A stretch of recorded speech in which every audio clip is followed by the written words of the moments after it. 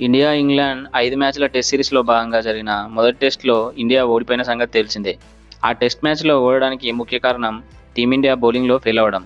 అదేవిధంగా బ్యాటింగ్‌లో top order మినహా మిగతా వారంతా రాణించకపోవడం. అండ్ అలాగే ఇంగ్లాండ్ బ్యాట్స్‌మెన్స్ ఇచ్చిన 8 క్యాచ్‌లను వదిలేయడం. ఈ కారణాల వలన టీమిండియా ఓడిపోయిందని చెప్పాలి. ఇక రెండో టెస్ట్ జూలై 2 నుండి బర్మింగ్హామ్ గ్రౌండ్‌లో జరగనుంది. ఈ గ్రౌండ్‌లో అసలు టీమిండియాకి టెస్ట్‌లలో ఒక్క గెలుపు కూడా లేదు. ఈ గ్రౌండ్‌లో టీమిండియా ఆడిన 8 టెస్ట్ మ్యాచ్‌లలో ఏకంగా 7 టెస్టులను ఓడిపోయింది. కేవలం ఒక్క మ్యాచ్‌ని డ్రాగా ముగించింది. దీంతో సెకండ్ టెస్ట్‌లో భారత్‌కి భారీ సవాల్ ఎదురవనుంది. ఇక ఇంగ్లాండ్ టీంకి ఎడ్జ్బాస్టన్ గ్రౌండ్‌లో ఇండియా మీద అద్భుతమైన రికార్డ్స్ ఉన్నాయి. ఇదిలా ఉండగా సెకండ్ టెస్ట్‌కి భారత్ చాలా మార్పులు చేసే అవకాశం ఉంది. మెయిన్‌గా Indian speed gun Jasprit Bumrah second test match ఆడడం లేదు.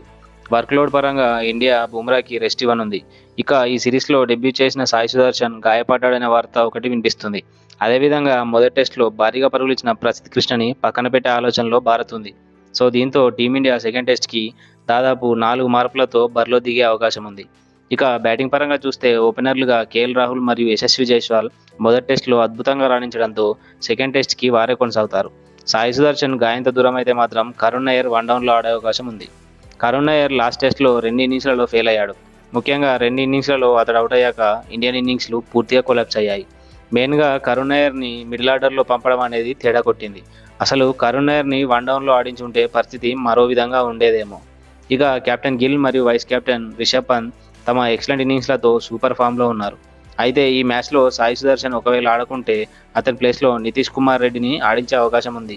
ఒకవేళ నితీష్ కుమార్ రెడ్డిని కాదనుకుంటే అభిమన్యు ఈశ్వరన్ని ఆడించవచ్చు. ఇక ఫస్ట్ టెస్ట్ మాత్రం భారత్ ఓడిపోవడానికి మెయిన్ రీజన్ అయితే బౌలింగ్ అనే చెప్పాలి. ఫస్ట్ ఇన్నింగ్స్‌లో బుమ్రా వికెట్స్ తీసినా అతనికి సరైన సపోర్ట్ అందలేదు. సెకండ్ ఇన్నింగ్స్‌లో బుమ్రాతో పాటు అందరూ ఫెయిల్ అవడంతో ఇండియా ఓటమి పాలైంది.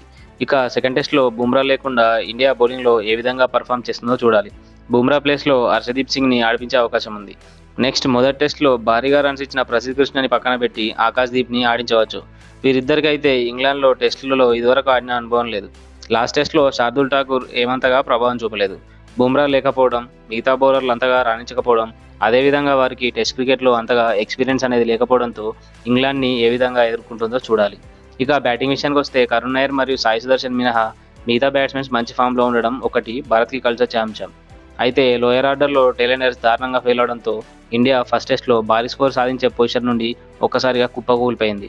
టెయిలెండర్స్ మెయిన్‌గా వికెట్ కాపాడుకుంటూ క్రీజ్‌లో ఎక్కువసేపు నిలదొక్కుకుంటే ఫస్ట్ టెస్ట్ భారత్ గెలవకున్నా కనీసం డ్రా మ్యాచ్ అయినా అయ్యుండేది. చూద్దాం అసలు ఏమాత్రం ఎక్స్పీరియన్స్ లేని బౌలింగ్ లైనప్‌తో టీమిండియా ఇంగ్లాండ్‌ను ఎలా ఎదుర్కొంటుందో అని. Thank you for watching.